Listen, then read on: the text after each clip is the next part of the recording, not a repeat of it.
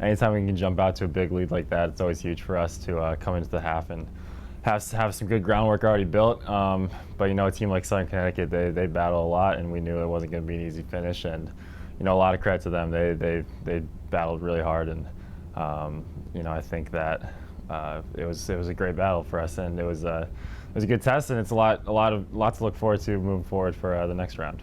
We're really excited to continue playing here in the postseason and just have another opportunity for a game, and obviously things sort of worked out in our favor just with not having to travel and have another home game. So just fortunate and excited for another chance to be playing here, in the postseason. Yeah, well, that's the great thing about our team. We have a ton of weapons, and it really, I've said this before, it couldn't matter less who's the one scoring the basket, scoring the ball as long as we're winning the game.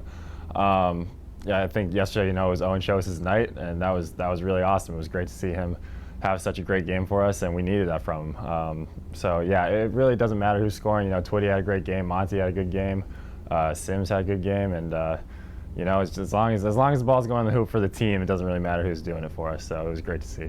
It's so fantastic for Brandon to be named to an all-conference team so incredibly deserving. Brandon's just such a talented kid. He's one of the best kids we've ever had come through this program. I just think the world of Brandon and just how talented, how good of a person, and how great of a leader, how great of a teammate he is. And he's one of the most talented players in this league. His ability to shoot it, his ability to score, his ability to create, his ability to get by. He's turned himself into an elite level defender this year.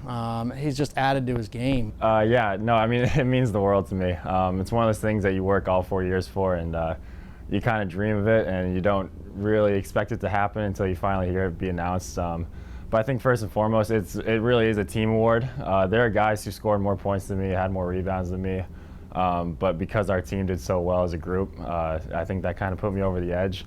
But no, I mean, this award means the world to me. It's one of those things that you think about all the time when you're in the gym by yourself working out, and to see it really come to fruition, it was a great moment. It's an absolutely amazing honor, an incredible accomplishment for Will, and just so proud of him. So excited for him, proud of Will.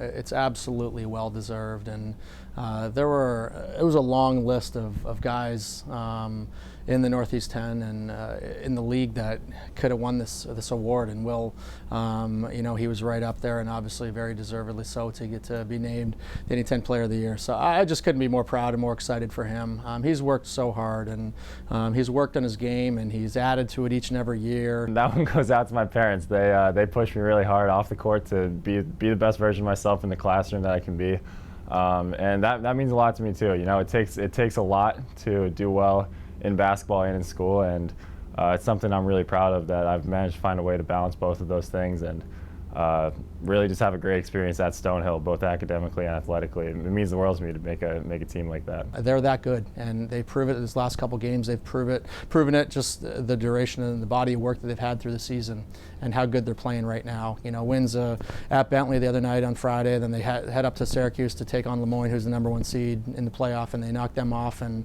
they're coming to us now on Wednesday.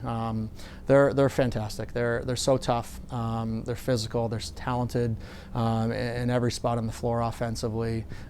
They make your life absolutely miserable defensively with how good they are. Their rotations, their schemes, their intensity, their physicality. Ted O'Talon, their coach, just does such a great job defensively and offensively with what they're running. They're really tough. They're really good, and they make it really hard for you to score, and they make it really hard for you to guard them with all the actions that they do. Yeah, no, another home game, which is incredible for us. We've been pretty solid at home this year, and a lot of that's due to our student section. That's been great this year. Hopefully they come out again on Wednesday.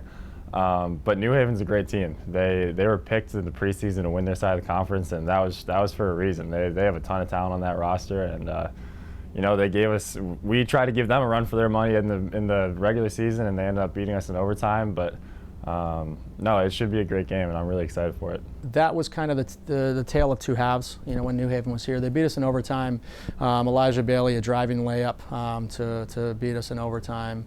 by 2, and they got out really early and got out really well on us in the first half. The opening 20, we were down 21 at the break, and we didn't play with the intensity, we didn't play with the physicality, we didn't play our brand of basketball, especially on the defensive side of the ball, to put ourselves in that game. And New Haven did what New Haven always does. They're physical, they're tough, they're that good, and they absolutely made us pay. Every little detail needed to be raised, and execution offensively was something that we focused on too at halftime of that game. And coming out, we won the second half. We completely flipped it and beat them by 21 to send the game to overtime. And it was probably one of the better halves of basketball that we've played this season, that second half against New Haven. To send it to overtime, and they just, I think they beat us 9-7 in OT to win by 2 on Elijah's driving hoop. But we've learned a lot from that, and I think our guys knew we didn't play our best basketball in the opening 20, and hopefully, wanted to get that 20 minutes back, and here we are. We've got an opportunity now on Wednesday night back in our gym with them coming back to us to say, hey, that opening 20 wasn't who we are. We've got to make sure that we guard the ball on the perimeter, guard all their actions with communication with our team defense, and then keep these guys in front of the perimeter and do a good job with Kelsey Felzor in the post, taking away his ability to get deep post touches, or when they go block to block, we can bump it with our guard and help from team concepts from that standpoint, because New Haven's really good, and they'll score in a lot of areas. They're going to hold us accountable, and it's really going to come down to our ability to guard with 5 on the floor and as a unit to do the job on these guys.